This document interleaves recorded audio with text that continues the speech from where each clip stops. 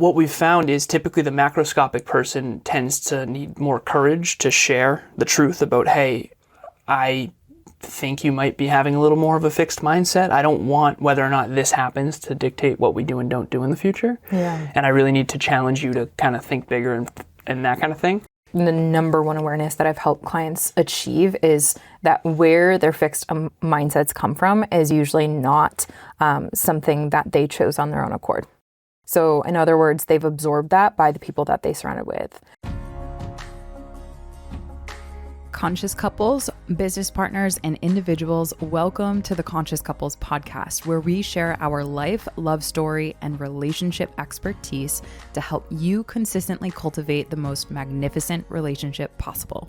Never again will you feel hopeless and alone in your intimate relationship challenges. We'll help you have the courage to be your authentic self, communicate effectively, and constructively resolve conflict.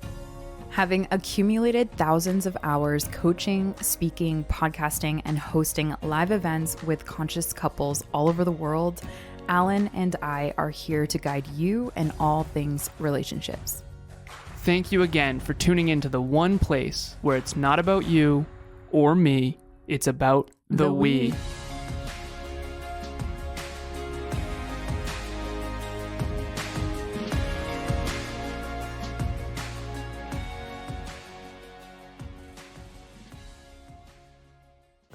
Conscious couples and individuals, welcome back to the one and only Conscious Couples podcast. Today we have episode 211, Are You Two Working Towards the Same Future? I want to remind everyone, as I always do, why we are here for one reason and one reason only, to improve your intimate relationship and make sure your love lasts and improve your relationship from the inside out.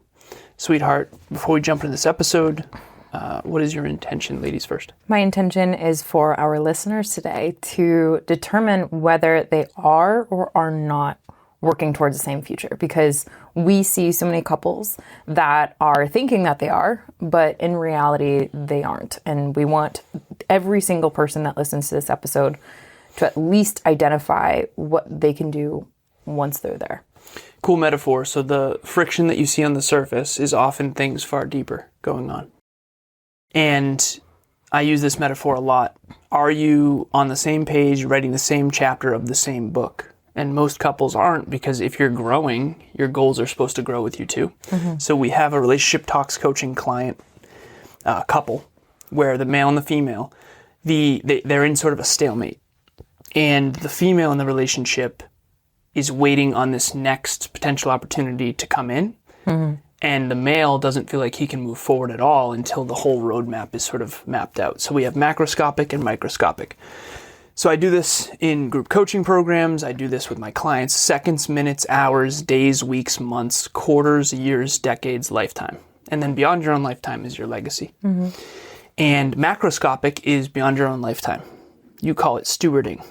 Stewards of the earth. The future. Stewarding the future. Yeah. And microscopic is this second. I'm too uncertain in this second or this minute or this hour. Yep. So this is the first time I've been on the microscopic side. You're the first person I've ever been with who thinks more macroscopic than I do. Mm-hmm. Obviously, everyone has both. You have to zoom out and zoom in, micro and macro. Yeah. But what we found is every single couple we've ever coached over the last 5 years has one partner who is more long-term and one who's more short-term.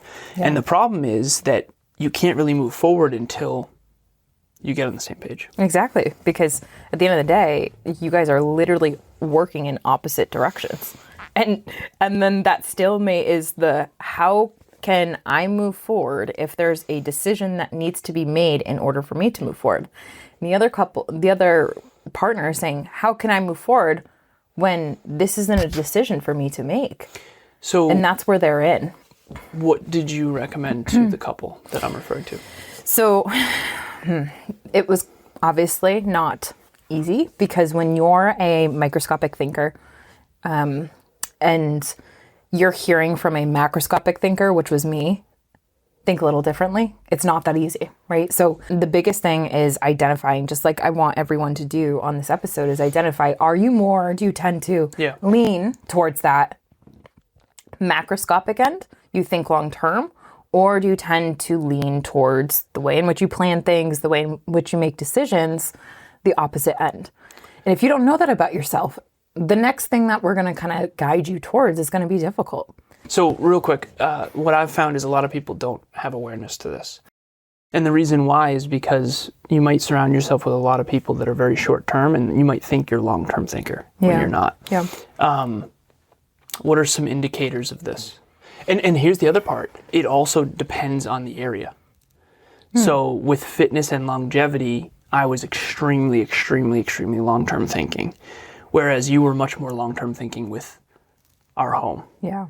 And so it depends on the subject area as well. And usually it depends on your acumen in that area. So with this client, I said that step one is identify who's who, meaning which one's which. And I think that's a good thing to start with, which is at very least, you can sit down with your partner and identify which one of you thinks more long-term about life and legacy and which one thinks shorter term.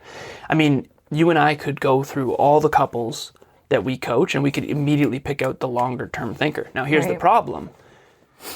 There's probably a few instances where the person who's the shorter term thinker thinks they're the longer term thinker. So how do we unravel this rat's nest? Okay, so the first thing is get an objective perspective. So this is where they sat down with us on Relationship Talks Coaching, and they shared with us what their quote unquote riff was, which was that stalemate. You know, the partner A was like, I want to move forward and start actually knocking down these dominoes. In other words, the progress points, the milestones, in order for them to actually start reaching their goals that they had set.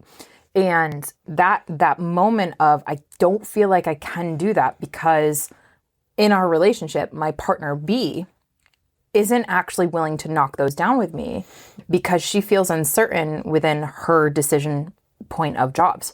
So in that objective standpoint that we were able to give them, kind of, this is, you are more of a microscopic thinker when it comes to job and certainty there. I can't think about why until X happens. Exactly. That's the more microscopic typically. Exactly. Whereas macroscopic is, I'm going to make this happen, and the way in which I get there, maybe the time perspective will vary, but the way in which I get there is going to be up in the air. So I'm committing to the outcome. Yeah.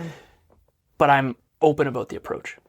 It's a great way to put it. And with them, what we kind of narrowed in on was that if we were to think about both of them, okay, is it the macroscopic person that's holding back the relationship a little bit more and why they're not necessarily working as much towards their dreams and goals? Or is it the microscopic person? Both. So what we've found is typically the macroscopic person tends to need more courage to share the truth about, hey, I think you might be having a little more of a fixed mindset. I don't want whether or not this happens to dictate what we do and don't do in the future. Yeah. And I really need to challenge you to kind of think bigger and that kind of thing.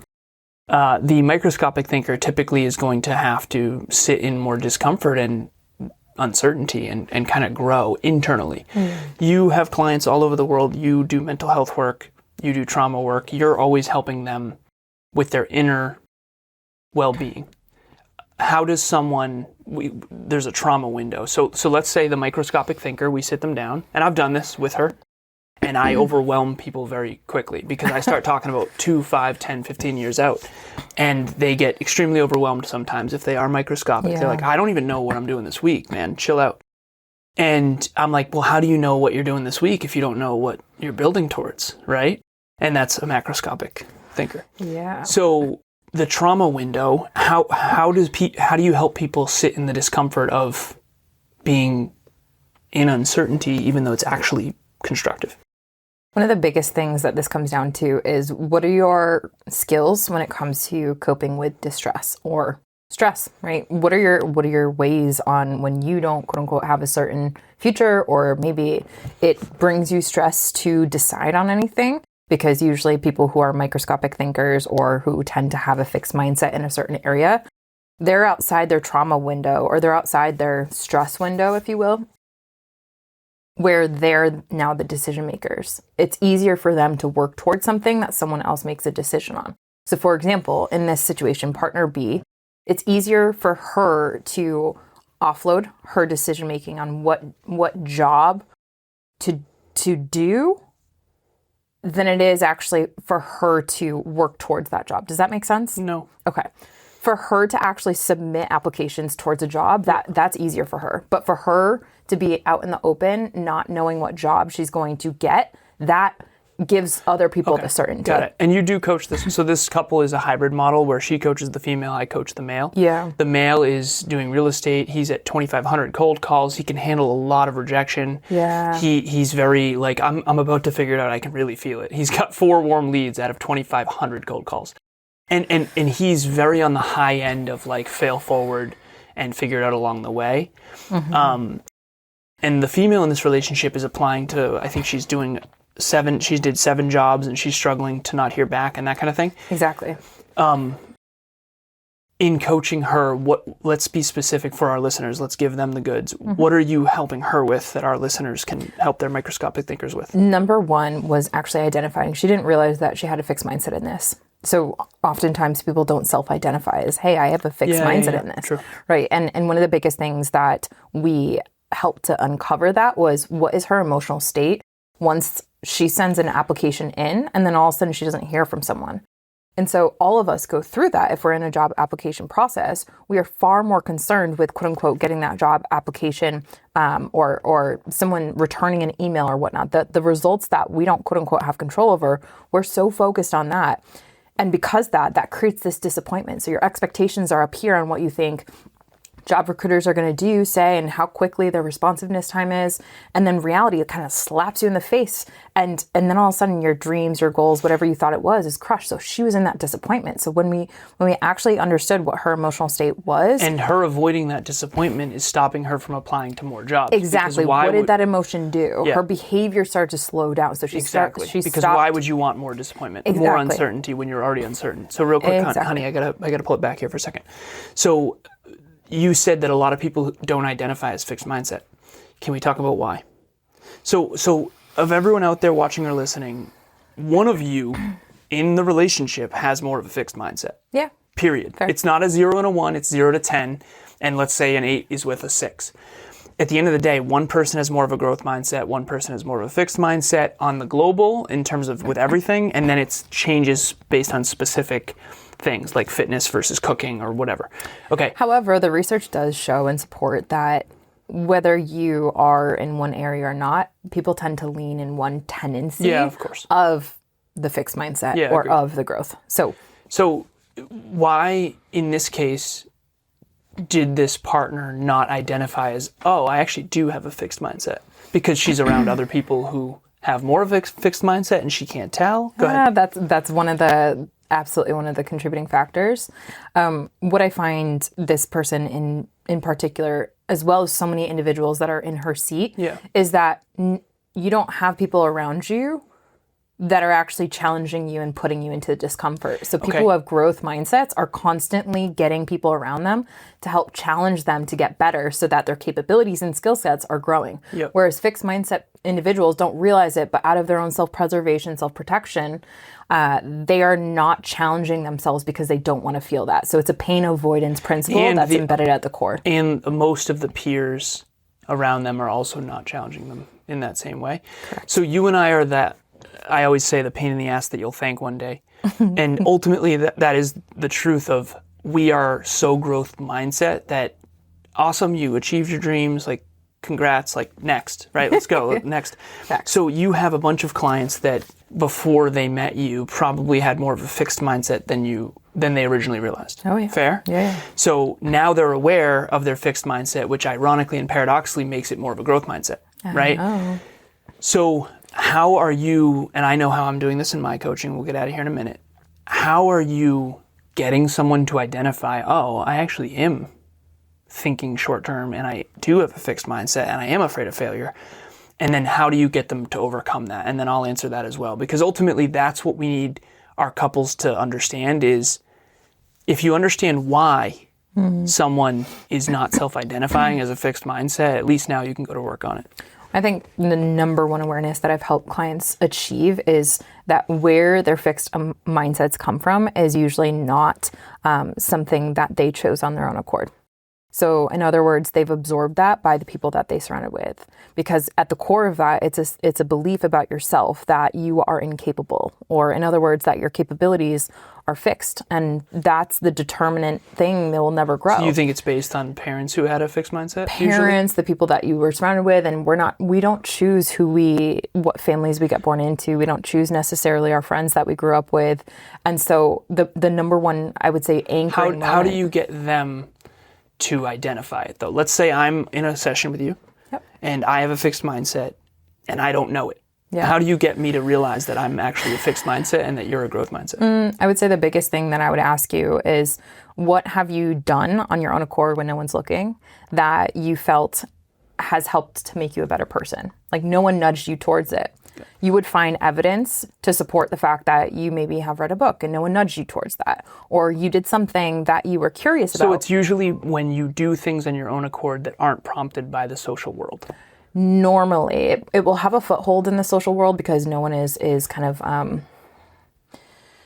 I would say everyone has some degree of belonging that prompts them into behavior, but it's what is the motivator? Is it because, and this is where it kind of gets deep, is it because you wanted to keep up with your friends? Yeah. And if so, did you stop at that chapter, or Yeah. did you continue reading the book? The other one, the way that I do it in my coaching is, what are your goals? Yeah. And not just the goals that you say to your friends, but like, do you have any goals no one else knows about? That kind of So thing. sneaky. And then you can tell by the size, scope, and the type of goals. Like, if you have a goal to exercise more, that's usually a social world New Year's resolution type of goal, versus like, I'm actually tracking this thing and I have a journal that I track in every day, but I don't show my friends because they make fun of me. Yeah. Like, that's a fucking growth mindset. Exactly. Yeah, you're usually trying to hide it. Yes. Or if you have a growth mindset, you're usually trying to hide it. unfortunately. Socially, yeah. And I think that with our coaching, you don't have to hide it. No, if anything, that's like, we need that Encouraged. here. We Yeah. need that here. You and your partner, they need that growth mindset, wherever that sneaky growth mindset is. Like, you two need that in order to not only work towards the same future, but to work every single step along the way together, right? No one wants to be in a relationship where you're working towards this future that you two dream up or agree to. Like, I have this client right now.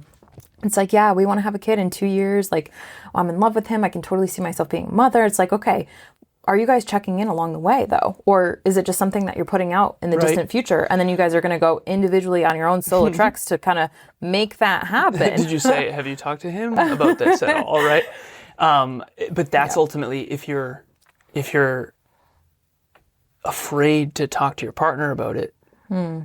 Usually, if you're growth minded, if you have fear talking to your partner about something, it's because unconsciously you know they have a fixed mindset. Exactly. And what that actually looks like is, oh my goodness, we're building, quote unquote, this shared future together, and we're working towards a future, but I'm not certain that we're doing it together, number one. I'm not certain that we're at the same rate, and we've talked about growth velocity in previous episodes before. And the big concern there is, am I putting more of this goal or our future on my back? And is this partner, because of their fixed mindset, not actually leveling up to the degree that they need to in order to be my partner, who promised me he's going to be at the top of the mountain?